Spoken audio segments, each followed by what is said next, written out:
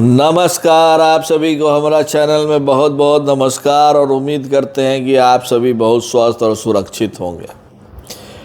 आज हम international arena में बात करना चाहते हैं जो हो रहा है और उसमें किस तरह से भारत पर असर होगा, जॉब क्रिएशन पर, उस पर बात करना चाहते हैं।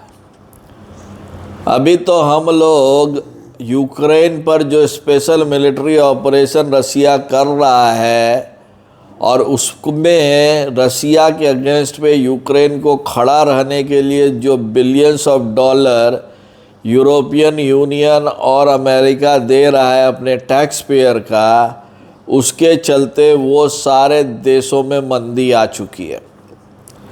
क्योंकि हिंदुस्तान का IT sector billions of dollar का रेवेन्यू करता है, उसका सीधा असर भारतीय आईटी सेक्टर पे पड़ चुका है।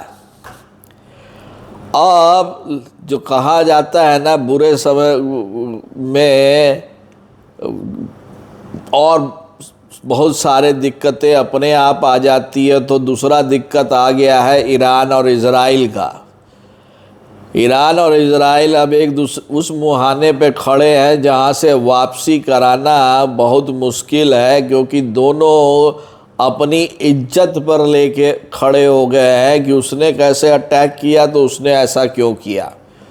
और उस पे जो पूरा सपोर्ट है वो एक तरफ से चाइना रसिया है, तो दूसरे तरफ से दूसरे वेस्टर्न कंट्रीज़ है। तो एक एक मुद्दा, जिस तरह से यूक्रेन के पास कुछ नहीं था तो अमेरिका पैसा दे दे के वही कहा जाता है ना कि तू लड़त रहा, हम मज़ा लेते रहेंगे और बाद में पूरा देश तुम्हारा हमारे इशारों पे नाचेगा, क्योंकि तुम्हारे ऊपर उतना लोन हो जाएगा। तो अभी स्थिति ये है कि जो भी कुछ हुआ वो तो गलत है, लेकिन इसका असर, मिडिल ईस्ट का असर हिंदुस्तान पे बहुत ज़्यादा पड़ने वाला है। और आईटी सेक्टर मिडिल ईस्ट में भी बहुत बड़ा काम करता है, इंफ्रास्ट्रक्चर सेक्टर बहुत बड़ा, एल&टी का बहुत बड़ा काम है।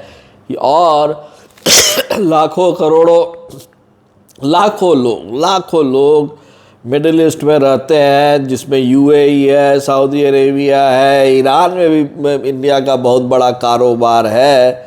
वो सब डिसरप्ट होगा। अब आप देख ही चुके होंगे कि अमेरिका और ब्रिटेन ने अपना सैंक्शन लगा दिया है ईरान पे, जो उन लोगों का नियम टेम है।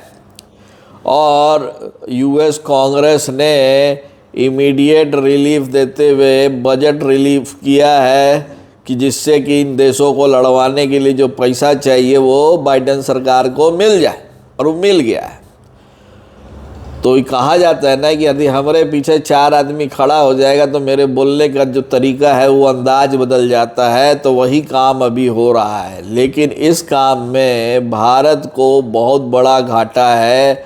और भारत में उसका महंगाई पर, जॉब पर, और यानी कि भारत के ग्रोथ पर, भारत के फॉरेन करेंसी पर बहुत बड़ा असर पड़ने वाला है। और इसको ठीक से पॉलिटिकली हैंडल करना बहुत ज़रूरी है, क्योंकि आप नाव के और क्या कहिए नदी के दोनों साइड पर आपका पैर है। एक साइड पे इजराइल है तो दूसरे साइड पर ईरान है, और दोनों से भारत की बहुत अच्छी मित्रता है।